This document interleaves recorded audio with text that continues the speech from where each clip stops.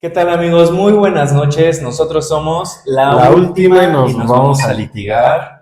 Muy buenas noches, o días, o tardes, depende a qué hora nos estén escuchando, ¿verdad?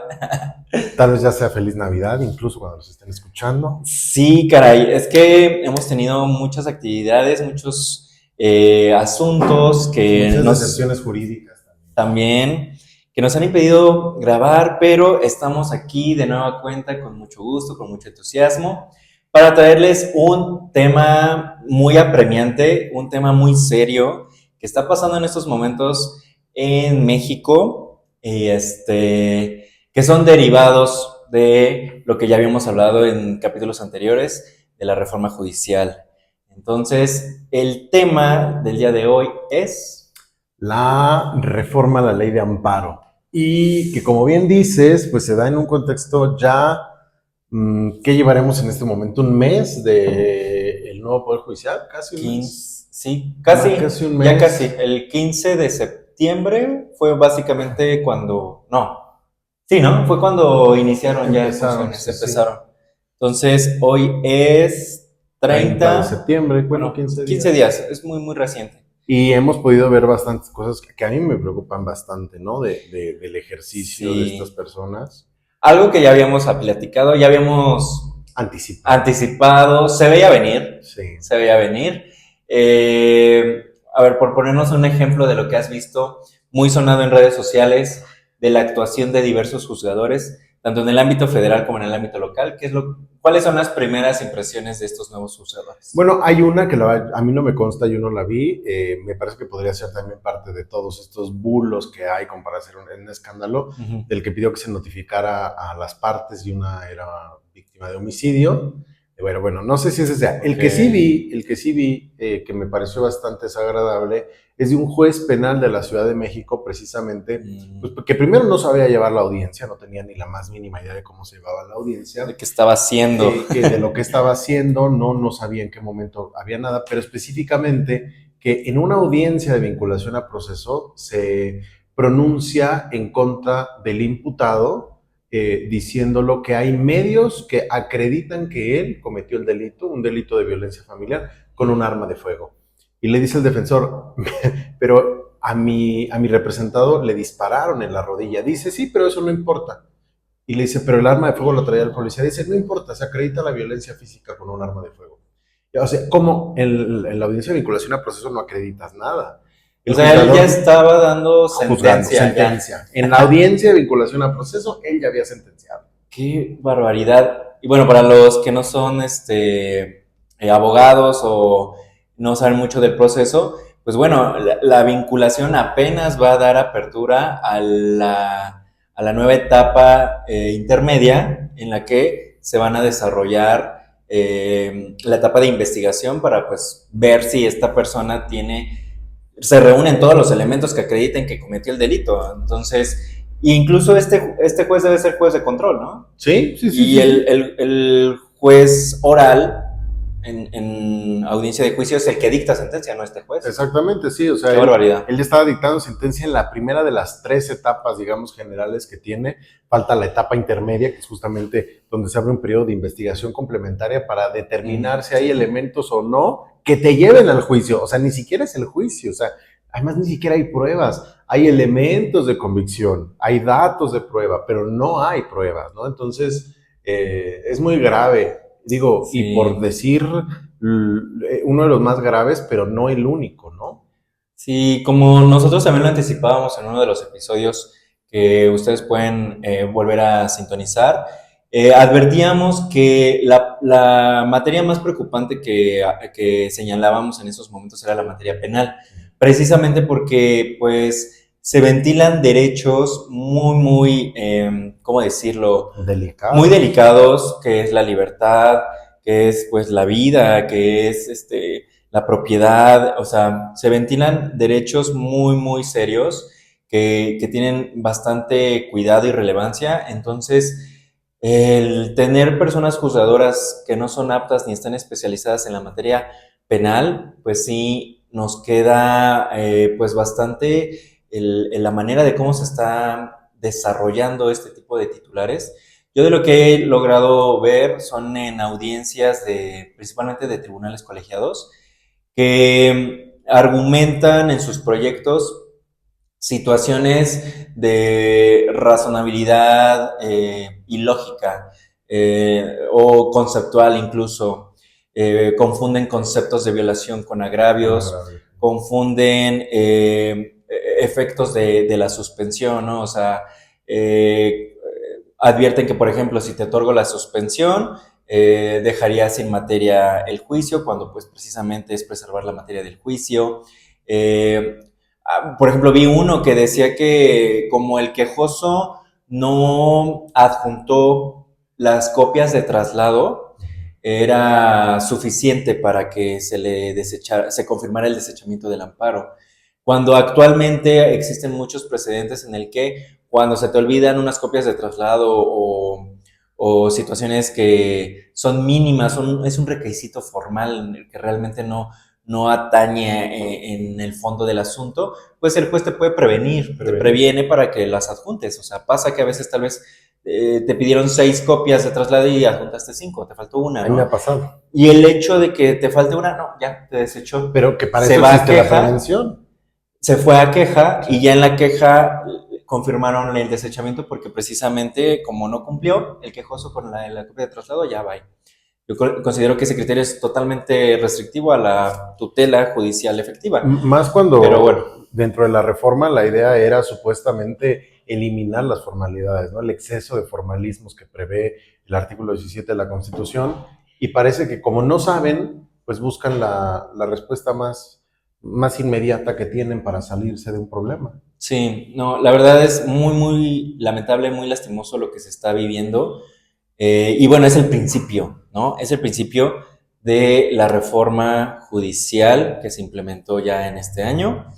Y bueno, a manera de contexto, viene ahora una reforma a la ley de amparo que sigue esta misma línea, esta misma argumentación o directriz de reformar al Poder Judicial para supuestamente hacerlo más cercano a la gente, más humanista, más accesible, más rápido, más eficaz. O sea, todos son estos postulados que nos ha venido diciendo el gobierno federal. Sin embargo, vemos ya en la realidad y en el día a día que no se está materializando como se había dicho en su momento. Y que bueno, ahora viene esta reforma. Es una iniciativa, aclaro, aún no es un hecho, pero podemos ya señalar de manera anticipada que seguramente claro, quedará como se está presentando en estos momentos, ¿no? Sí, porque además ojalá lo cambien, ojalá me equivoque, pero no lo sé. Pues yo no sé, porque para aprobar una ley, las reformas a la ley, no se necesita más que la mayoría simple, y en la Cámara, bueno, en el Congreso se tiene muchísimo más de la mayoría simple, ¿no? Entonces, exacto. Que es 50 más 1. 50 más 1, ¿no? 50 más 1. Entonces, yo no le veo ningún problema. Digo, se han estado haciendo un parlamento abierto, foros, etcétera, pero la verdad es que yo no le veo, yo ya saben, no tengo ninguna esperanza, no le veo ningún problema que la apruebe, ¿no? Sí, algo que también tienen que saber, primero va a pasar, ahorita está en Cámara de Senadores. Está en el Senado, sí. Luego va a pasar a Cámara de Diputados y posteriormente se va a publicar, si es que sigue el caminito, ¿ok? Bueno, antes de entrar en materia, nos pudieras... Creo que, no sé si hubo un capítulo donde explicamos el juicio de amparo. Sí, explicamos, sí, tenemos un capítulo sobre el juicio, o lo íbamos a hacer. No, sí, hemos hablado, no tenemos un capítulo sobre el juicio de amparo. No, sí lo tenemos. Sí lo tenemos. Sí. Ya hablamos del amparo directo, indirecto. Del amparo directo, indirecto. Sí. Ah, caray. De la historia del amparo. Sí, ¿verdad? Sí. Bueno, nada más, pues, entonces, para recordatorio, nos pudieras decir someramente de qué va el juicio de amparo para precisamente ya entrar en materia. Pues el amparo, a diferencia de lo que está planteando la reforma, es un juicio que tiene la intención de garantizar el ejercicio de los derechos humanos de las personas frente a los actos de las autoridades. O sea, el juicio de amparo procede contra actos y omisiones de autoridades. Por regla general, puede proceder contra actos de particulares, pero principalmente contra actos de las autoridades, actos o omisiones de las autoridades, en general del Ejecutivo, del Legislativo o del Judicial. Exacto. y tiene la intención eso, de que cuando la persona sea víctima de un acto arbitrario, una autoridad jurisdiccional federal revise el acto con la finalidad de amparar a la persona y dejar ese acto pues, sin efectos, para que no pueda lesionar. Y precisamente por eso, uno de los elementos fundamentales del amparo es la suspensión. Es decir, que las cosas se queden estáticas para que no, ya lo decía Josué, para que no se pierda la materia del amparo, porque si el acto produce sus efectos, y esos efectos son ya, digamos, de imposible reparación o no se pueden regresar, pues la materia del amparo desaparece y ya no tendría sentido, ¿no? Entonces, digamos, es eso, evitar que las autoridades sigan produciendo la violación durante un determinado momento, en tanto el juez de amparo se pronuncia y pues le dice, ¿sabes qué? Lo que estás haciendo viola la Constitución, los tratados internacionales, los derechos humanos o lo que sea. Es correcto, así como lo menciona Carlos, el amparo ha sido un juicio, un instrumento valiosísimo en el sistema normativo mexicano, incluso es un juicio de avanzada a nivel internacional, eso hay que dejarlo muy en claro, que México ha sido distinguido por el tipo de juicio de amparo que se ha desarrollado, que se ha desarrollado a lo largo de los años, y que precisamente ha tenido una evolución en la materia, que su finalidad y su manera de actuar en el sistema jurídico es precisamente la garantía de los derechos humanos de los gobernados. Es un medio de control constitucional que va a hacer que todas las autoridades del Estado mexicano pues cumplan con las directrices y los derechos humanos que están establecidos en nuestra Constitución y en los tratados internacionales. Por eso la relevancia y la importancia de esta figura y de este instrumento del juicio de amparo. Y de hecho, como ya les decíamos, México inventó el amparo.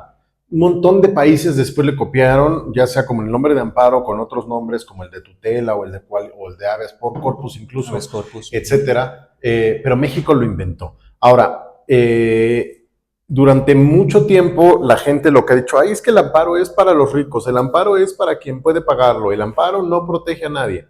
A ver, sí, contratar un abogado es caro. Creo que ya algún día a lo mejor tendremos que hablar de este tema incómodo, que es por qué los abogados tienen que cobrar por hacer algo como su trabajo, ¿no? Pero bueno, contratar un abogado es caro. Como quiera que sea, sí, hay personas que no pueden contratar un abogado.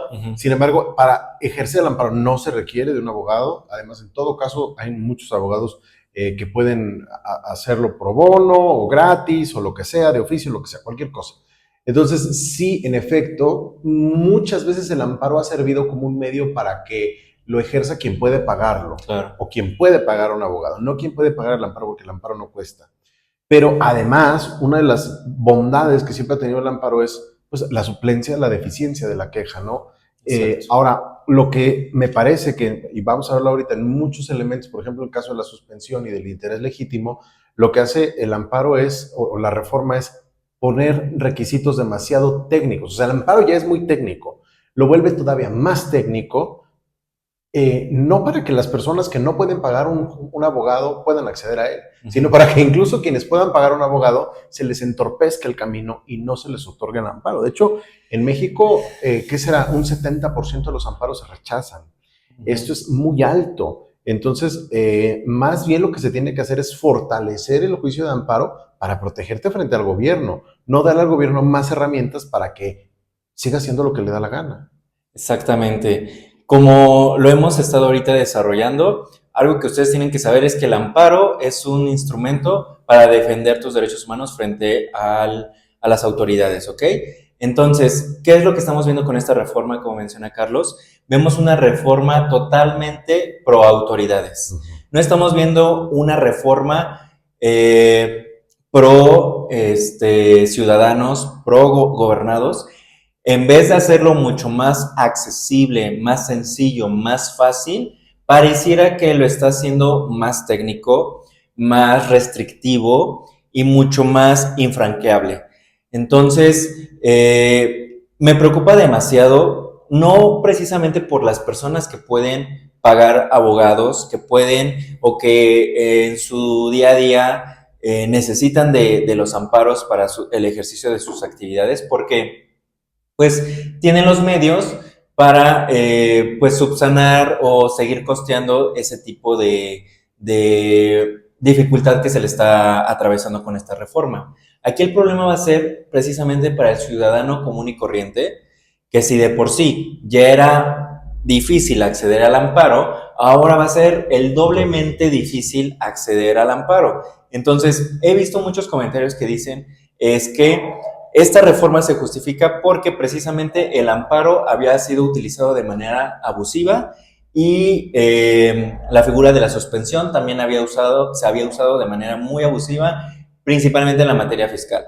Entonces, si bien es cierto, pudiese acreditarse que tal vez la figura del amparo ha sido o se ha utilizado para tal vez no los fines meramente éticos, no es una razón suficiente para ahora hacerlo restrictivo, porque va a dañar más a toda la colectividad, a todos los ciudadanos, y a esa persona que de por sí tal vez utilizaba el amparo para otros fines tal vez no tan éticos, pues de todos modos va a poder acceder porque va a haber otros medios que lo van a hacer acceder, porque tiene el dinero y tiene el poder económico y político para de todos modos acceder a los fines que esté buscando. Entonces yo considero que el hecho de que el amparo se haya usado por diversos grupos de poder de manera un poco abusiva no justifica que esta reforma restrinja precisamente el acceso al amparo. Eso es lo que... y he visto mucho en redes que justifican la reforma sí, de esta manera. Muchísima gente, pero que eso me hace todavía tener más miedo y pensar todavía con mayor miedo en cómo el sistema se está convirtiendo tan inoperante que vamos a regresar otra vez a las prácticas de corrupción, porque entonces eso implica que si no hay los elementos jurídicos, lo que sí hay es yo te puse como juez, yo crimen organizado te patrociné, yo tal cosa. Ya lo pudimos ver en el caso de La Luz del Mundo. La Iglesia La Luz del Mundo logró poner a muchísimos, al menos 4 o 5 jueces. Uno de ellos se fue a trabajar a la Suprema Corte de Justicia de la Nación con el presidente de la Corte, lo cual es gravísimo porque él era un ministro de culto al momento de la elección y ya lo pudimos ver, de hecho, detienen a unas personas con portación de armas en un grupo de más de 40 personas, es decir, crimen organizado, y ya están libres. O sea, en crimen organizado y en este tipo de delitos hay prisión preventiva oficiosa. ¿Por qué están libres cuando se supone que no se puede? Con todo y que yo esté en contra de la prisión preventiva oficiosa, el punto no es ese. El punto es que el sistema no permite que las personas estén libres cuando hay delitos de prisión preventiva oficiosa a ese nivel. ¿Por qué están libres?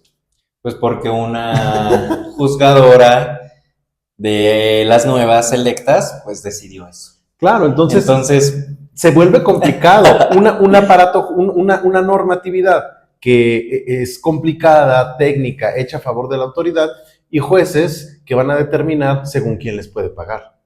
A ellos.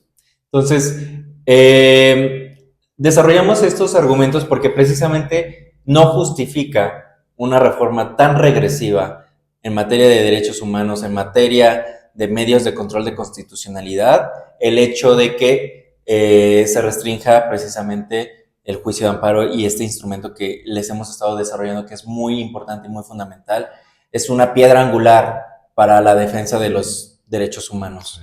Entonces, bueno, dicho esto, ¿qué es lo que se propone en esta iniciativa?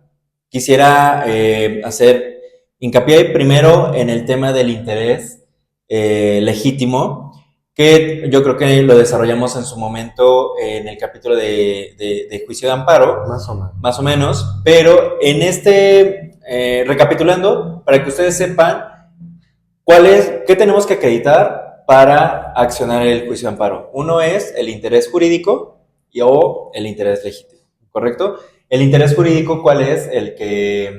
¿Cómo acreditamos un interés jurídico? Si ustedes recuerdan, teníamos 3 intereses, ¿no? El interés simple, que no es suficiente para accionar el juicio de amparo; el interés jurídico, que es el que puede accionar la persona que jurídicamente recibe la lesión o que directamente está relacionada con la lesión; y el interés legítimo, personas que de alguna manera o de forma indirecta podían resentir la lesión en su esfera jurídica o en el ámbito digamos, en el que se desarrollan, ¿no? Por ejemplo, Exacto. lo mencionábamos ya en el caso de derechos colectivos o difusos, por ejemplo, ambientales, ¿no? Si van a talar un árbol, a lo mejor yo no resiento, y eso es muy importante por cómo lo dice, yo no resiento la afectación de manera real, actual y diferenciada del resto de las personas, pero altera el entorno en el que yo me desarrollo. Ahí, en otro momento, hubiera podido proceder el interés legítimo precisamente por entender que había una afectación pues indirecta, pero directa sobre mi esfera jurídica, ¿no? Exactamente. Y es importante mencionar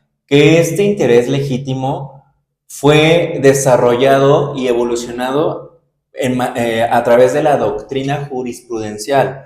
Eso es lo relevante y lo muy rico de esta figura, que ha sido una evolución del juicio de amparo precisamente para hacerlo mucho más accesible a asociaciones civiles, a comunidades, a grupos civiles y principalmente tal vez derechos que son difusos y que son muy difíciles de probar realmente una afectación, principalmente los derechos ambientales o derechos de la comunidad LGBT, derechos de migrantes, derechos de personas en situación de calle. O sea, hay un cúmulo de acciones que se han introducido en el sistema a lo largo de la historia del amparo, que precisamente accedían al amparo a través de esta figura del interés legítimo.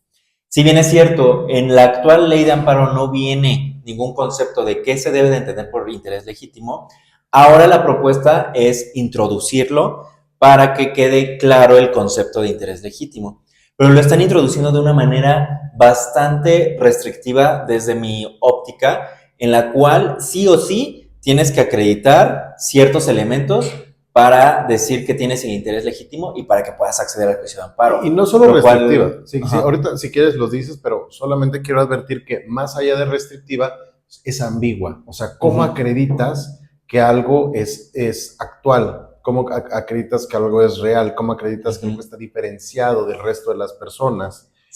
¿Cómo acreditas que se produce un beneficio cierto, directo y no meramente hipotético o eventual, ¿no? Incluso, por ejemplo, con el caso de los amparos buscadores, ¿no? Que son amparos para saber si hay una investigación en tu contra, pues eso está en el terreno de lo meramente hipotético o eventual. Significa, en ese caso, digo, no porque en ese caso es interés jurídico, ¿no? Pero como quiera que sea, esta ambigüedad que da estos conceptos aplicada por gente que no sabe derecho, a mí me preocupa. Pero bueno, si quieres, dinos cómo queda la reforma. La propuesta es que, tratándose del interés legítimo, la norma, acto u omisión reclamado deberá ocasionar en la persona quejosa una lesión jurídica real, actual y diferenciada del resto de las personas, de tal forma que su anulación produzca un beneficio cierto, directo y no meramente hipotético o eventual en caso de que se otorgue el amparo. Aquí me asustan dos cosas, no, como tres cosas. En primer lugar, te está diciendo que el acto reclamado deberá ocasionar en la persona quejosa.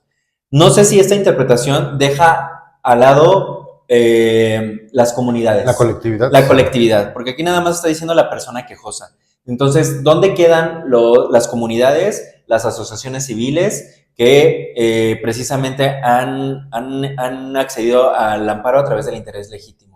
Parece que aquí las está descartando. Sí, la cuestión colectiva, que no eres el primero que lo dice. Yo he escuchado otros análisis de otros expertos de amparo que también hablan de que pareciera esto indicar, pero si ya tenemos la duda, significa que cualquiera puede interpretarlo de la misma manera o de la manera que le dé la gana. Exacto. Y ahora, ¿esto cuánto tiempo nos va a llevar hasta que llegue a, digamos, la corte o un tribunal colegiado, un pleno regional? ¿Y cómo van a decidir? Si están integrados por la misma gente, ¿no? Exacto. Aquí, este tipo de conceptos es lo que estábamos diciendo en cuanto a la ambigüedad. Si corres con la suerte de que te toca un juzgador pro derechos humanos, progresista, mucho más garantista, bueno, no vas a tener ningún problema. Pero si te toca un juzgador que tal vez es un poco más legalista y un poquito más formalista, pues para él, si tú eres un colectivo, no cumples con este primer requisito de ser una persona quejosa. Entonces, ahí el problema de este tipo de restricciones. Ahora, que la lesión jurídica sea real, actual y diferenciada. Precisamente una de las ventajas o cosas, bondades del interés legítimo, es que a veces la afectación pues no era real o pareciera que era indirecta, no era actual, que lo hacía un poco de manera preventiva o de manera precautoria. Tal vez aún no tenías la afectación en tu esfera jurídica, pero por el tipo de acto o el tipo de hechos que se están suscitando en ese momento, la razonabilidad lógica hace prevenir que va a sobrevenir un acto que va a lesionar a la comunidad. Entonces, el hecho de que ahora se te pida como requisito una lesión jurídica real actual, híjole, lo está restringiendo. A mí me suena todo esto sinceramente, ¿no? Ya abandonando toda objetividad, porque ya estoy harto de este mundo, a una venganza por los amparos otorgados en el pasado contra ciertas materias, por ejemplo, el Tren Maya, ¿no? ¿Cómo funcionaron los amparos contra el Tren Maya? Pues la gente, cualquier gente, que veía evidente que el Tren Maya podía provocar una afectación en el medio ambiente, promovía un amparo con base en el interés legítimo. Pero ¿cuál es el punto aquí? Yo podría, estando en la Ciudad de México, promover un amparo diciendo, ay, es que qué feo que destruyan la selva. Pues el ecosistema no, y eso se ha dicho mucho desde los estudios ambientales, o sea, la destrucción del ecosistema de un lugar no va a afectar solo a ese lugar, va a afectar al planeta entero. Es como si yo digo, no me importa si devastan la selva amazónica en Brasil o en Perú. Esto es muy importante porque en este sentido, respecto al Tren Maya, mucha gente de muchos lados, muchas organizaciones, sobre todo organizaciones ambientales, desde diferentes puntos de vista, aducieron precisamente las afectaciones que podía generar a la colectividad un ecocidio como el que sucedió con el Tren Maya, que igualmente lo hicieron violando suspensiones de amparo, sentencias, lo hicieron como les dio la gana. Me parece que esto es la institucionalización de hacer lo que les dé la gana, porque en efecto, ¿cómo acredito yo una lesión jurídica real, actual y diferenciada del resto de las demás personas respecto al Tren Maya? Porque aquí no es tanto que yo diga, oigan, qué feo que estén destruyendo la selva, ¿no? Eso en 20 o 30 años va a terminar por afectar al país entero o a la región entera. Ah, pues sí, no nos importa. No estás porque no es que yo lo diga, es que se tiene que acreditar. ¿Cómo acreditas una lesión jurídica real y actual y diferenciada respecto de que estén matando a los jaguares en Yucatán o en Quintana Roo o en Campeche cuando vivo en la Ciudad de México? Me va a decir, pues, no, pues a ti qué te importa, ¿no? Es una problemática. Lastimosamente, sí lo veo más en ese aspecto que pareciera que ya era muy incómodo al gobierno federal que se le diera demasiado acceso a muchas asociaciones que estaban frenando diversas obras y tal vez lo que quiere ahora es precisamente poner una barrera y que en obras que vengan durante todo este sexenio pues no sean materia de juicios de amparo, materias de suspensiones. Y bueno, nada más para agregar un poco y ir cerrando con este tema, una de las cosas es, y que veo que incluso se adelanta, es que pide que para que accedas al amparo, se produzca un beneficio. Además. Cierto, directo y no meramente hipotético, en el caso eventual de que se te otorgue el amparo. Entonces, ya estaríamos prejuzgando, incluso de manera muy anticipada, en un escrito inicial de demanda, que en el eventual caso de que se conceda el amparo, significa un beneficio para la parte quejosa. Si no significa un beneficio para tu esfera jurídica, vaya el amparo. Porque no solo tienes que acreditar un daño, tienes que acreditar que el no daño te va a provocar un beneficio. Eso ya es ilógico. Ahora, volvemos al mismo ejemplo. ¿Cómo acredito yo que me va a producir un beneficio que no maten a los jaguares para que pase un tren? Lo está haciendo de manera muy anticipada, el prejuzgando ya en un escrito inicial de demanda que notoriamente va a, sí o sí, restringir diversos derechos que a lo largo de la evolución, tanto de la materia constitucional de derechos humanos, ha venido evolucionando esta garantía de este tipo de derechos difusos, que ahora, bueno, se les está poniendo definitivamente una puerta para que no puedas acceder a esa garantía de esos derechos, ¿no? Y es que esto tiene mucho que ver, ya lo veíamos, con la obsesión que tienen algunas personas con la fórmula Otero, ¿no? Que la sentencia tenga efecto solamente entre las partes o sobre un sujeto específico, cuando la conformación actual de los derechos humanos no es sobre sujetos específicos. O sea, muchos de los derechos el día de hoy son eso, colectivos, difusos, no le pertenecen a nadie. No hay un sujeto afectado directamente, ni hay un sujeto beneficiado directamente, sino que sufre afectaciones o beneficios de forma indirecta. No podemos seguir en que, para quien pide el amparo y como lo pide y si le afecta y si le beneficia, se lo otorgamos. Si no, los derechos colectivos, pues váyanse a la basura con todo y la ganancia jurisprudencial. No, me parece que deba ser así. Entonces, en conclusión, respecto del interés, vemos notoriamente una regresión, una restricción y una manera prácticamente infranqueable que le están haciendo a todos aquellos amparos que promovían pues las colectividades y las comunidades. Es muy peligroso lo que se está haciendo en cuanto a esa materia. De ahí, bueno, hay una parte bondadosa que pudiera yo advertir, el tema de que apuesta ahora por el juicio de amparo electrónico, que ya se viene usando, no es una novedad. Sin embargo, bueno, lo establece ahora en la ley, un poco este tema de agilizar el tema de las notificaciones, presentación de recursos, presentación de escritos por parte también de las propias autoridades. Entonces, bueno, está intentando ser un poquito más dinámico, un poquito más rápido y expedito la tramitación de los juicios. Me parece que es un acierto, no es nada nuevo porque ya se implementa actualmente, pero bueno, lo reafirma y lo introduce en esta reforma, ¿ok?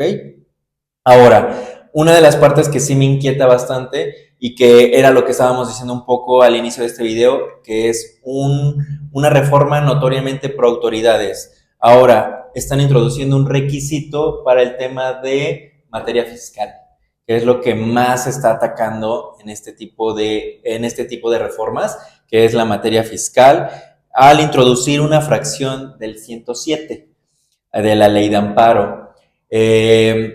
Como hemos mencionado, una de las cosas beneficiosas del juicio de amparo era precisamente pues, reclamar algún acto, alguna omisión por parte de autoridades que vulnerara pues, derechos humanos, ¿no? Entonces, introduce un requisito más. La leo porque yo de fiscal no puedo aportar absolutamente nada. Yo de derecho fiscal lo único que sé es que hay que correr. Entonces, mi única aportación va a ser que le tengas miedo al SAT, ¿no? Pero bueno, se introduce una fracción. Una fracción, que es mi única aportación leerla. Que es, si se trata de actos de ejecución o cobro de contribuciones de créditos fiscales determinados en resoluciones liquidatorias que hubieran sido impugnadas, se hayan quedado firmes por resolución de autoridad competente o de resoluciones que resuelvan solicitudes de prescripción de dichos créditos firmes, solo podrá promoverse el amparo hasta el momento de la publicación de la convocatoria de remate, caso en el cual se harán valer las violaciones cometidas durante el procedimiento. No soy fiscal, pero suena a que no está padre. Es muy, muy preocupante esta fracción.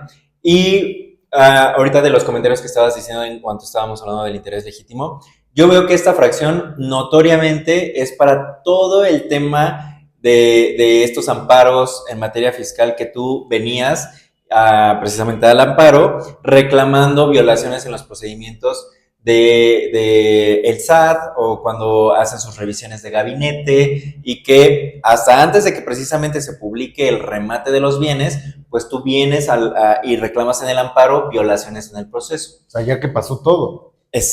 Ahora te está diciendo que ya que pasó todo, bueno, ahora sí. Antes se podía, desde que tú advertías alguna violación a formalidades esenciales del procedimiento, que son notoriamente violatorias a la garantía del debido proceso, audiencia previa, fundamentación y motivación, pues bueno, ya podías acceder al amparo. Ahora, con esta fracción, te está diciendo que, ok, en unas determinaciones de contribuciones, sí o sí, y una vez que agotes todos los recursos ordinarios dentro del procedimiento, tú vas a poder promover el amparo hasta que se publique la convocatoria de remate.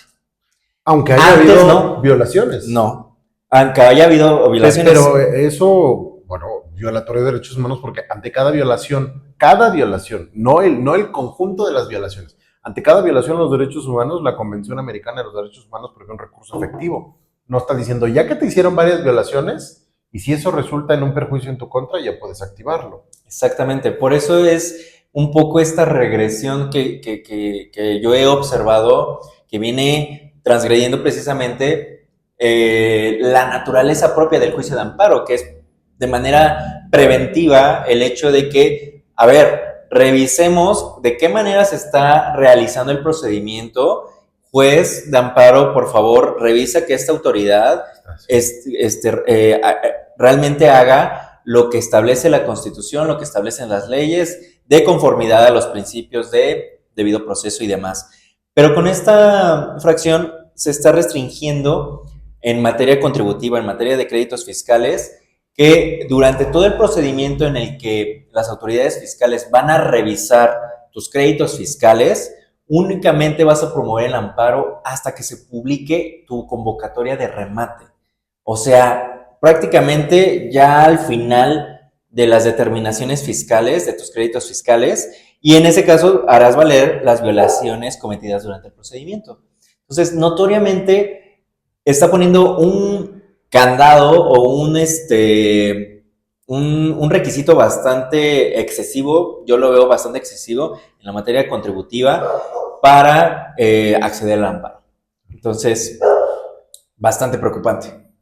Bastante preocupante, digo, no sé, yo no podría afirmar desde ninguna experiencia porque yo nunca me he dedicado de nada al fiscal, pero sí me parece que cualquier actividad que vaya encaminada a limitar el ejercicio de los derechos en favor del Estado no puede ser buena.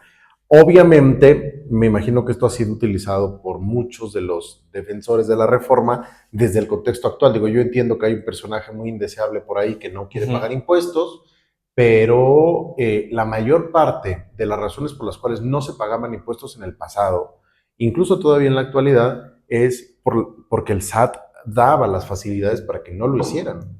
Exacto. Pero de los grandes contribuyentes, amigos del gobierno, o sea, no vamos a engañarnos en eso, pero esta reforma pues no va encaminada a la mejor a nosotros, pero si tú vas ahí a pelear 20 pesos contra el SAT y de cualquier manera pues vas a perder, pues tampoco se vale, ¿no?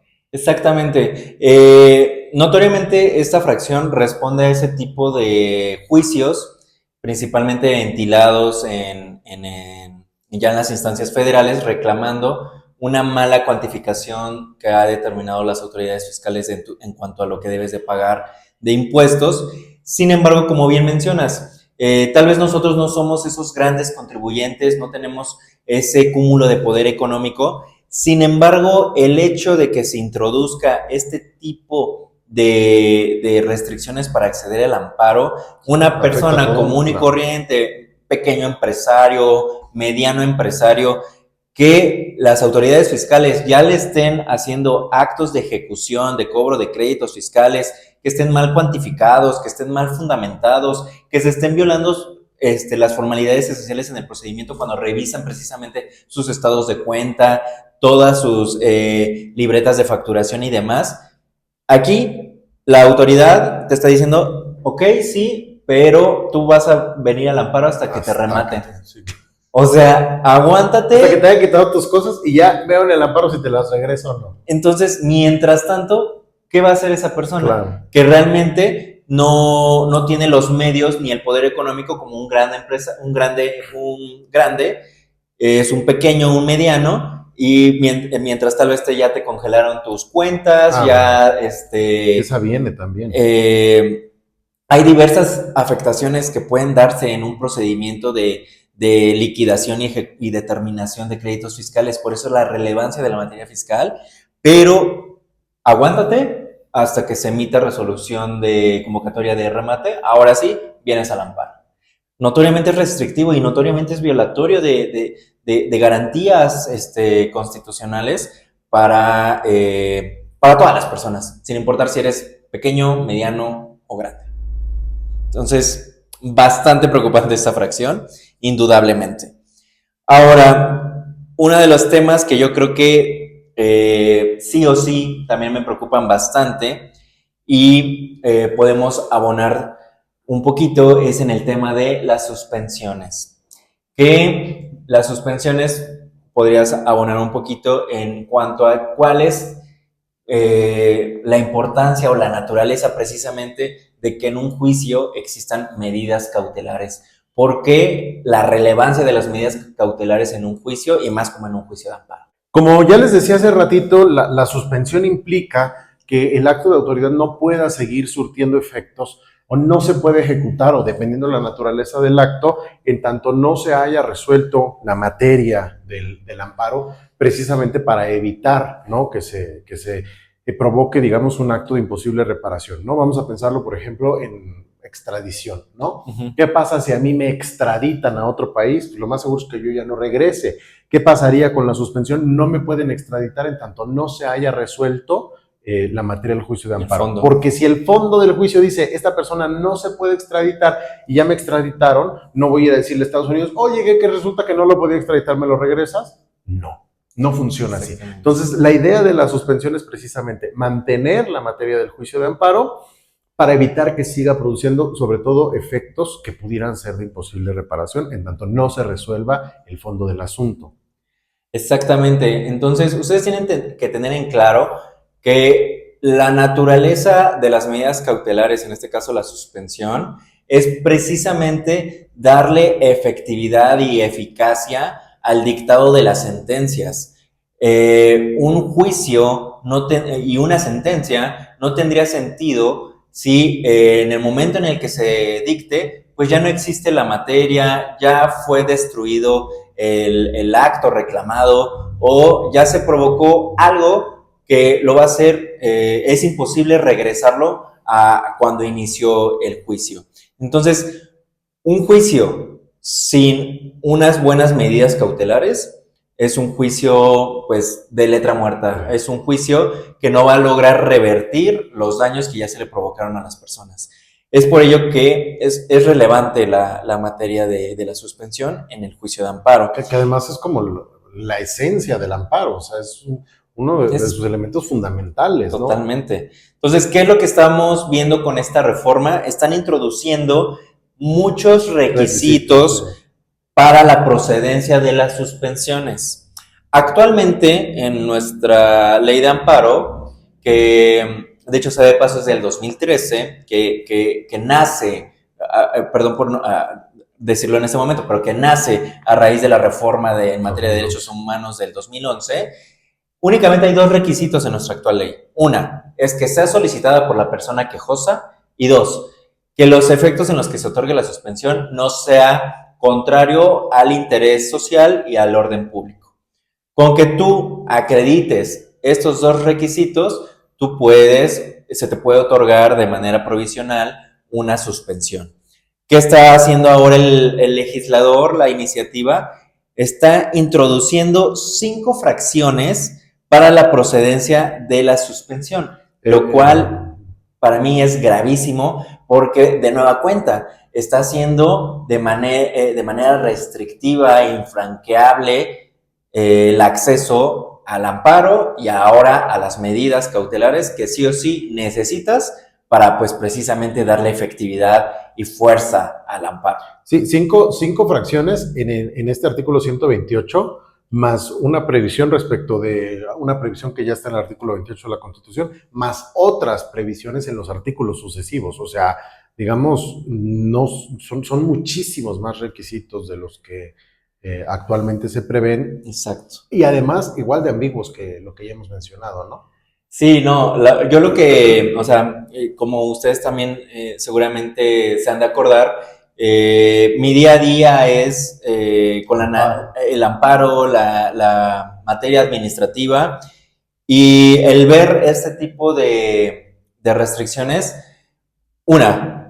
ponen mucho más difícil la manera de que se te otorgue una suspensión para, pues, el cliente, la persona quejosa, y dos, notoriamente está haciendo que el juicio pudiese perder realmente efectividad o un beneficio a la persona quejosa. Entonces, ahora ya se te está pidiendo, es de que tu acto reclamado que estés solicitando tenga certeza de su inminente realización u opere una presunta razonable sobre su existencia.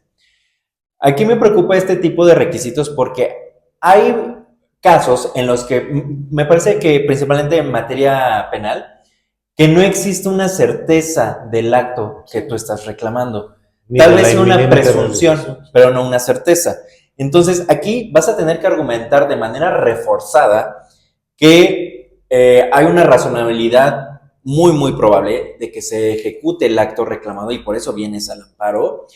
Y de nueva cuenta, si te toca un juzgador mucho más garantista y mucho más progresista, corriste con bastante suerte. Pero si te toca un juzgador que considera que la ley y los formalismos se tienen que cumplir literalmente como se establecen, pues bueno, un juzgador bien te puede decir, no me acreditaste que se va a ejecutar de manera inminente el acto reclamado. Por ende, bye. Tu suspensión porque no me acreditaste precisamente esa inminencia del acto reclamado. Eso y relacionado con el segundo punto del interés suspensional, que es interés suspensional, bueno, de por sí tiene que acreditarse normalmente cuando se solicita la suspensión, pero aquí hay un problema porque define el interés suspensional como la existencia de un principio de agravio derivado del acto reclamado que permite inferir que su ejecución afectará a la persona quejosa. Esto prácticamente implica que el juez resuelva la materia del amparo sin tener que entrar al fondo del asunto, porque entonces ya desde antes está diciendo si la realización o el acto reclamado afecta o no afecta a la persona. El punto aquí es que la suspensión del acto reclamado es precisamente porque pudiera afectar a la parte quejosa, pudiendo provocar un acto de imposible reparación y pudiendo provocar que se pierda la materia del amparo, en tanto el juez no entra al fondo del asunto.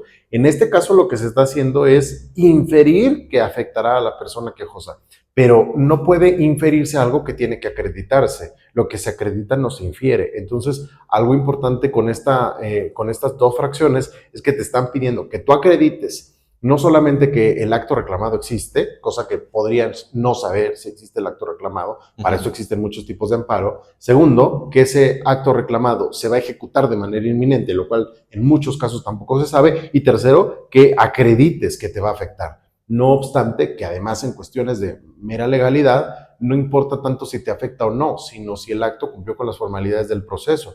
Yo no puedo decir, no, recibo un acto que no cumple con las formalidades esenciales del proceso, pero no me afecta. Incluso, no se puede en un Estado de derecho. Ahora que lo estás desarrollando con mayor detenimiento, pues podríamos partir que el razonamiento es ilógico y es contrario, sí. Porque en primer punto te pide acreditar y en segundo punto el juez inferirá respecto de esa acreditación. Entonces, pareciera un error notoriamente irracional, o sea, sí. ¿De qué manera se va a acreditar algo que infieres? Ahí veo un grave error en la redacción.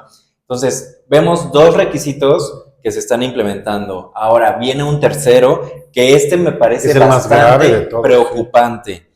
Uno es que se parece al que ya tenemos ahorita que les comenté que no lo solicita la persona quejosa, y dos, que el efecto de la suspensión no contravenga el interés social ni el orden público, ¿no? Entonces, ahora en este tercer requisito nos dice que al poderar los efectos de la suspensión frente al interés social, el orden e interés público, el juzgador advierta que su concesión no causa un daño significativo a la colectividad ni priva a la sociedad de beneficios que ordinariamente le corresponden. ¿Qué quiere decir todo esto?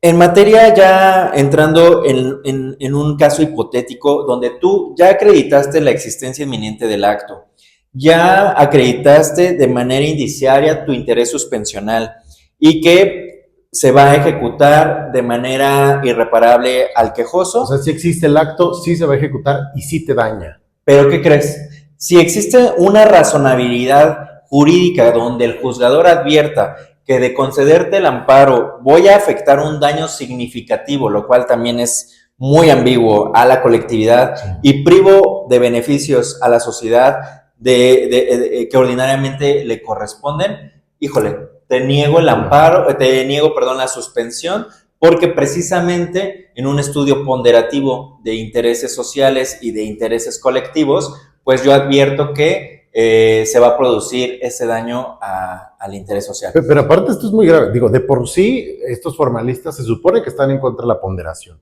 Ponderar es poner en una balanza para ver qué es lo que pesa más que otra cosa. En este caso lo que estás ponderando es, sí tienes una afectación, pero tu afectación pesa menos que el interés social. Ahora, ¿qué es el interés social? ¿Quién tiene el interés social? ¿Cuáles son los beneficios que a la sociedad le corresponden ordinariamente? Hacer un tren que va a destruir el ecosistema para que 3 blanquitos de Austria vengan a pasear exotizando a los pueblos mayas, ¿es un beneficio que ordinariamente le corresponde a la sociedad? Seguramente para los jueces que vienen impuestos por el gobierno, sí, pero eso implica entonces que tu daño pesa menos que lo que alguien considera que es un beneficio que ordinariamente le corresponde a la sociedad. Y eso es un problema porque ¿quién determina cuál es el beneficio que ordinariamente le corresponde a la sociedad? Es muy peligroso este tipo de requisitos que se están agregando. Si bien es cierto, en la vía jurisprudencial es cuando ya se han definido someramente qué debemos de entender por interés social, por orden público, que básicamente son determinaciones en las que el juzgador tiene que analizar cuándo va a otorgar una suspensión y en las cuales advierta que, por ponerles un ejemplo un poco más claro para que nos entiendan de qué nos referimos con este tipo de argumentos, es cuando tú eres dueño de un bar que está al lado o muy cerca de una escuela.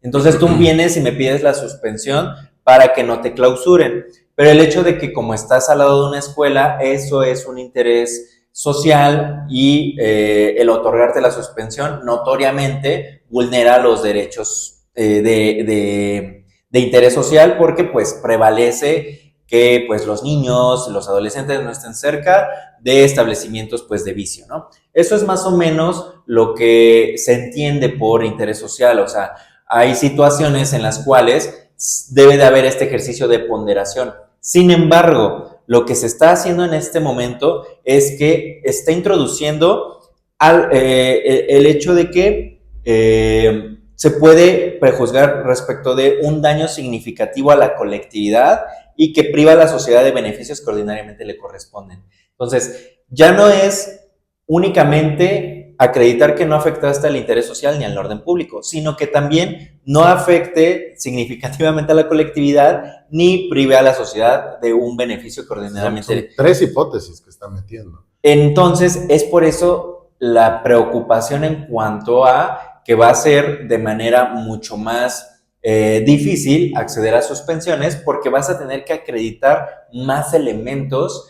de los cuales tal vez, dependiendo de la situación del asunto, pero tal vez no, en ese momento pareciera que tal vez que no es grave la afectación a tu esfera jurídica, pero que ya se está prejuzgando de manera muy anticipada y que tal vez tú todavía no tienes esos elementos para acreditarle al juez de qué manera te afecta y precisamente como todavía no tienes esos elementos, pues te van a negar la suspensión. Y no los tienes porque no es todavía la resolución de fondo, es solamente pedir la suspensión, porque además no más es eso, vienen todavía 2 requisitos más. Ahora, un requisito adicional es que se deberá analizar los argumentos y elementos aportados que se desprenda la apariencia del buen derecho sin que ello implique prejuzgar sobre el fondo del asunto.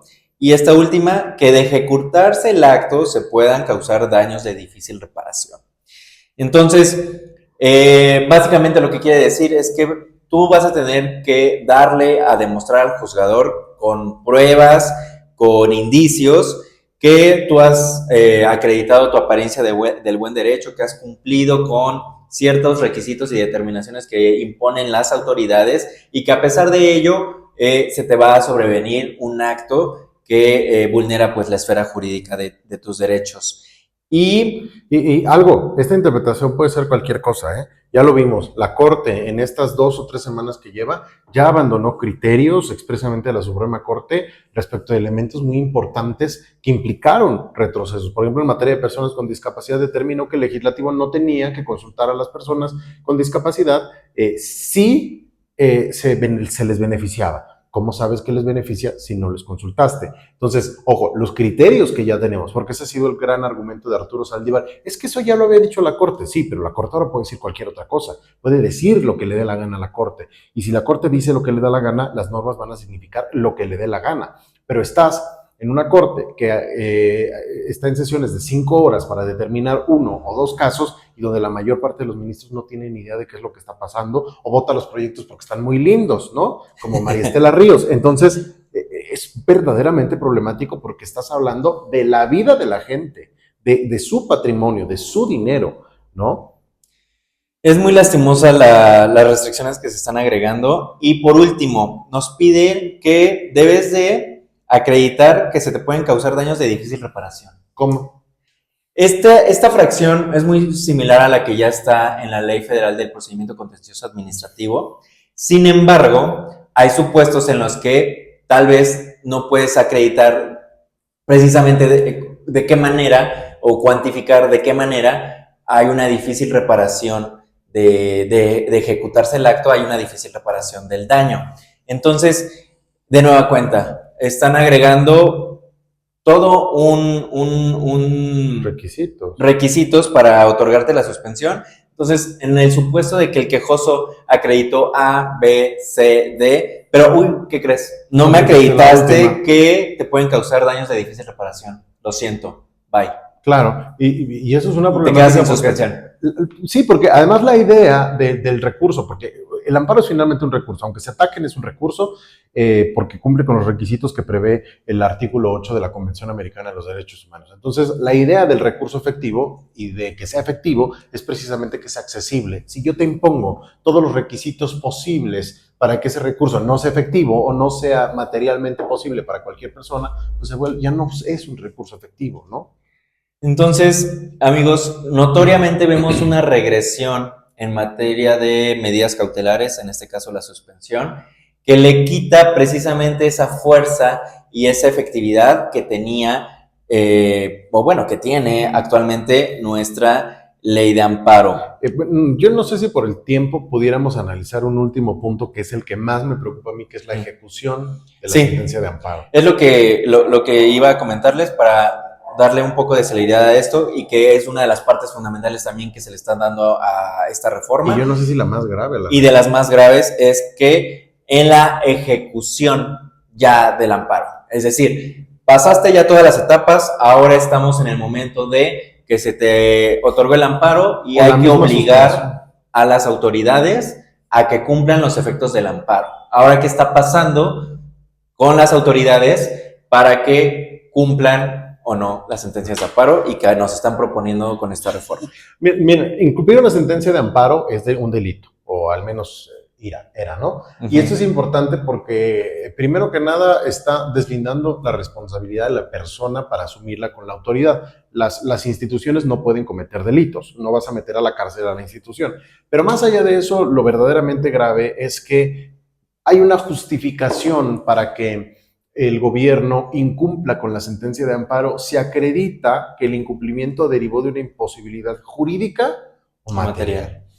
¿Eso qué puede significar? Lo que sea, porque la autoridad puede decir, ay, sí, no cumplí con 30 sentencias de amparo, pero porque no puedo. Eso ya está pasando en la Corte, con Lenia Batres, que insiste que no se puede, por ejemplo, pagar reparaciones del daño derivadas de responsabilidad patrimonial del Estado porque implican un cargo muy fuerte al erario público.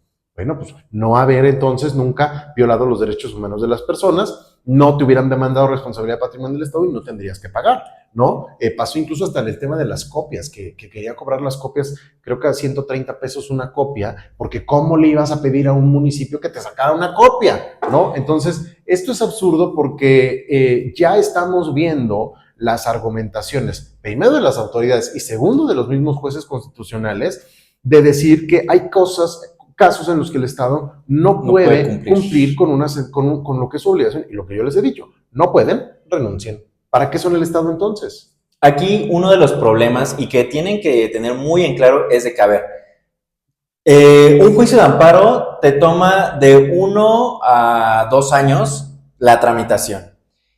Una cosa es que ganes el amparo y la otra es que se ejecute el efecto Sí, del amparo. años. Entonces, para la ejecución del amparo te llevas otros 2 añitos. Entonces, o más.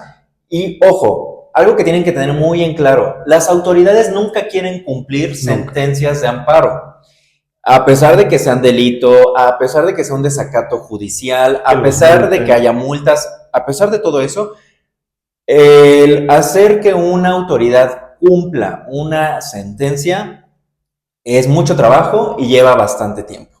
Ahora, lo que se está proponiendo con esta reforma es que si la autoridad justifica de manera fundada la imposibilidad jurídica o material para otorgar el efecto del amparo, pues bueno, el juzgador deberá de analizar esa justificación y le está dando apertura a que precisamente las autoridades digan que no tienen recursos, que tal vez que no les toca, o sin fin de pretextos, que de nueva cuenta está haciendo menos exigible una sentencia de amparo porque precisamente le estás dando la oportunidad de que las autoridades aleguen cualquier cosa con tal de no cumplir una sentencia de amparo. Y no solo de nuevos amparos, incluso de amparos que ya se han resuelto en el pasado, por ejemplo, el tema de las indemnizaciones. Bastaría con que un día una autoridad diga, no, sabes que ya no tengo dinero para indemnizarte, ya no te voy a indemnizar.